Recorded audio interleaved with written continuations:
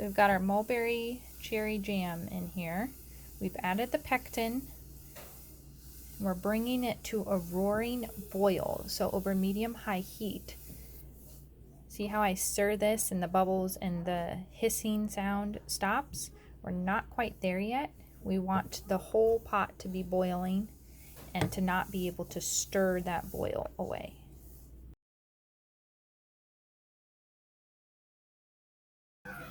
Okay, so we are just about there. See, stirring and the bubbles are not dissipating. So now I'm going to add the sugar, and then that's when it should start thickening. Okay, we're adding the sugar all at once. Okay, let's see.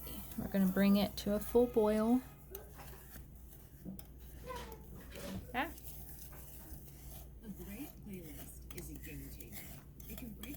Okay.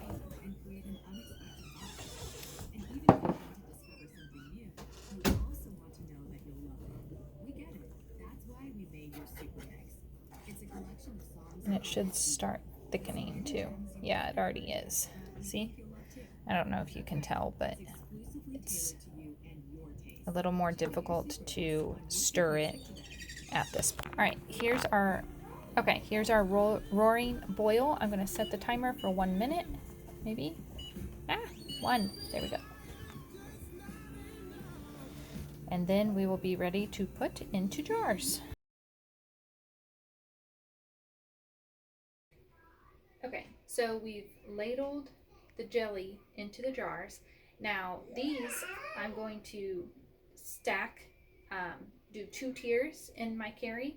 These are the only ones that you can do it with, 2-tiered in this, just because it's not tall enough to water bath that way. So I have, I don't know if you can see, I have the canning rack insert, setting that on the bottom. Then I'm going to place the 4 jars on the bottom. There's kind of an X on that. Here, I'll actually show you. It looks like an X. So I'm going to place a jar on each one of the X lines. Then to 2-tier it, we'll put the other insert on top of that and add the other 4 jars on the 2nd tier. So I'm going to bring it closer so you can kind of see what it looks like that. All right, then I'm going to take this insert and we're going to lay groove side down on top here. And same thing, 4, you want to make sure that they're evenly spaced as well so that you aren't having an imbalance of the jars. Okay, so that's what it looks like now. This is the 2nd level. Then I'm going to fill it up with water and we're going to water bath it for 10 minutes. All right, we're going to fill this up with water.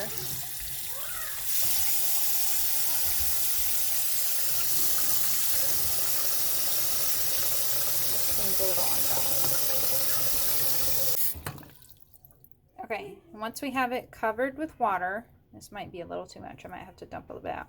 Then I'm going to process it for 10 minutes on water bath.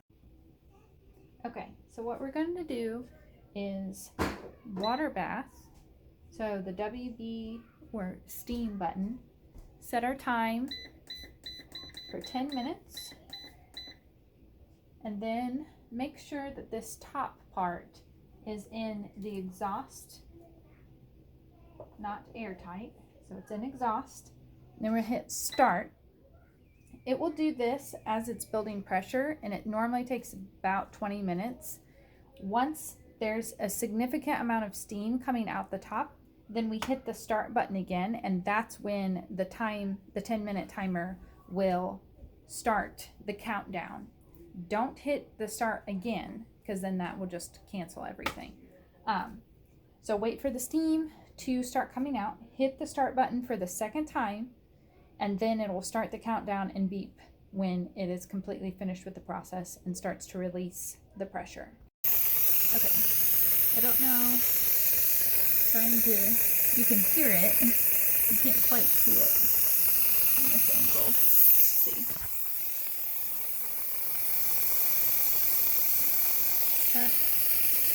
Well, there's quite a bit of steam coming out, so I'm going to hit that start button again, and that's going to start the countdown from 10 minutes, and once that's done, it'll beep, I think 3 times.